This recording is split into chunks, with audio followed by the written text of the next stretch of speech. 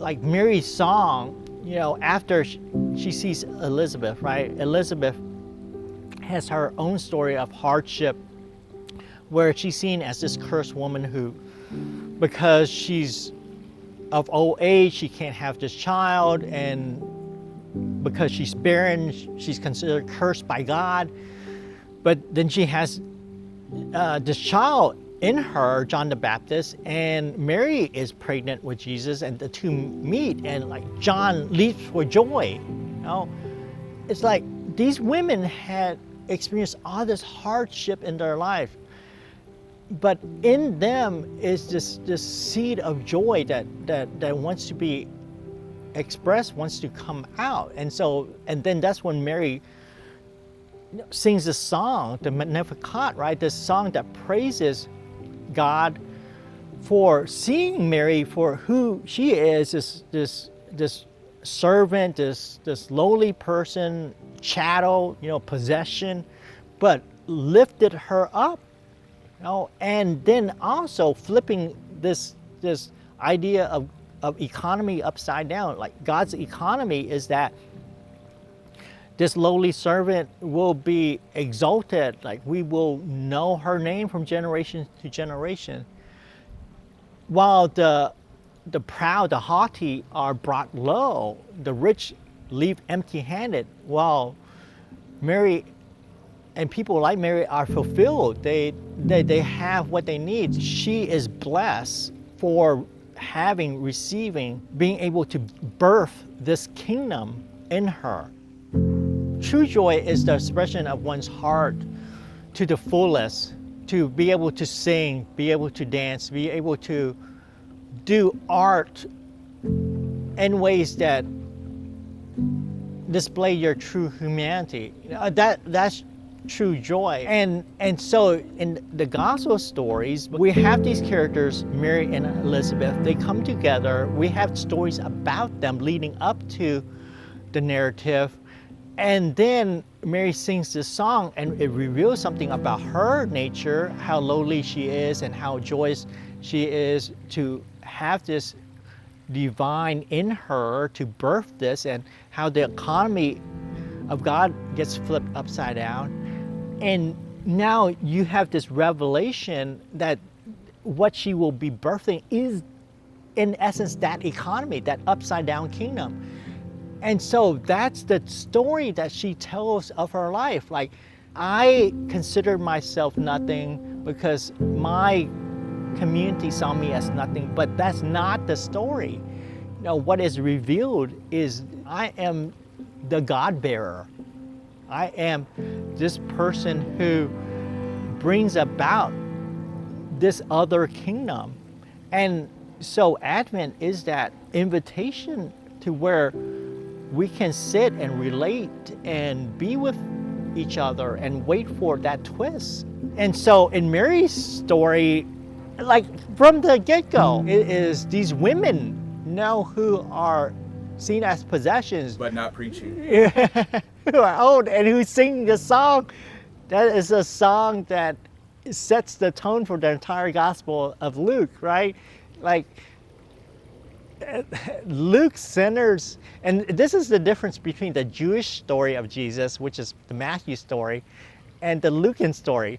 The Matthew story tells it from Joseph's perspective, and the Lucan story tells us from Mary's perspective. That's revolutionary. In the first century, you have this feminist telling of this divine birthing story.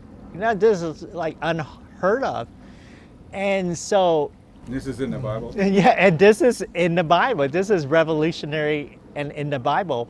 But we don't hear it told that way because we read the Bible through our particular lenses. We've heavily redacted whatever liberates us, whatever can freeze us. Because again, in our culture, not everyone can be free. Like written in like the Constitution, written in the soil of this United States, these United States of America, is not everyone can be free. Only some can be free. We've had to fight for it. You know, we've had to struggle. We've had to resist to have that freedom, to have that liberation. And that Bible, that is a book of liberation. No matter how hard people have tried to suppress certain parts of the Bible, just like the slave Bible was redacted, right? So the slave Bible were given to slaves who could read or were learning to read, but parts were just torn out of the Bible. It is heavily redacted to not have those stories of liberation, because again, it's the suppression of that narrative. And so What did we Jesus live. declassify? Yeah. So Jesus declassified one, that we are all image bearers of the divine. That's huge. That's a huge liberating story, because in Jesus' time, only emperors and kings, despots, and only those people who had power had the divine image, could claim the divine image. So Caesar was divine. You know, the Greek emperors, Antiochus Epiphanes, the fourth. Epiphanes means divine image, right? Only those people could have divine power. But then to say like men and women were made in the image of God, wow, that's no. How can you share divine power with everyone? Like only a few can have divine power. And so again, Jesus, one, liberates us, helps us to see that we have that divine image in all of us. But secondly, that we could grow in the likeness of God. We could become more divine. And that sounds like so heretical to some ears, but I was made, yes, to be fully human, but also to be fully divine, not in the same way God is divine, but in the way in which I could empower your humanity. I could say, Travis, you're a beautiful son of God. You're a person who brought beauty, brings beauty and peace and joy and love into this world. And that's your image. That's what God sees when God looks at you, and that's what we should see when we look into each other. And Two or more. And then we have more of that Two or more empower. together, there's Yeah. that juice of emancipation. Yes, we're fully liberated human beings. That's what the African slaves did when they gathered together in their hush arbors, where they sat together when they were not working for the enslavers, right? You know, the enslaved, they gathered together under the trees to sing songs of emancipation, of liberation, to remind each other of the divine image that the slave masters did not give to them. And so Advent is that time which we sit and we are invited to sing these songs again, to remind ourselves of the liberative freedom that we have, not to do whatever we want, but to empower each other, to love each other, to lift each other up. I thought it was the message that Jesus will soon, in a couple months, can save us from our sins. Yeah, and we'll be able to be loved again soon. Yeah, by God. I think that message, the message of salvation of sins, maybe is for the sinner, but not for those who have been wounded by the sin. What do you mean? Yeah, so Jesus in his ministry worked to heal not the sinner. The sinner is the one that does harm to others, right? But to the person who has received the harm that sin against. So Jesus' people were those who were oppressed, the sin against. So, for example, he spent time with the prostitutes and the sheep herders, the shepherds, the tax collectors, because they were being badmouthed by their community. They were considered the sinners, quote unquote. That was the derogatory term that religious people, the righteous people, said about them. I thought sinner. It was because they didn't have the right doctrine. Yeah. That's because they couldn't keep the Sabbath law. If you're working 24/7, if you're a person of color, who a lot of my friends are, you have a hustle 24/7. You cannot not work because you're fighting to keep up.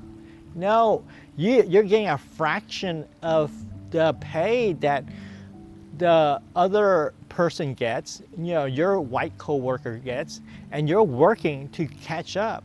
And so, because you can't keep the Sabbath law, you can't go to synagogue on Saturday, you can't rest, you can't kick off your boots and sit in your lazy boy and watch football on Sunday night, you're considered a sinner, because you've been working butchering animals and you got blood on your apron, you're considered a sinner.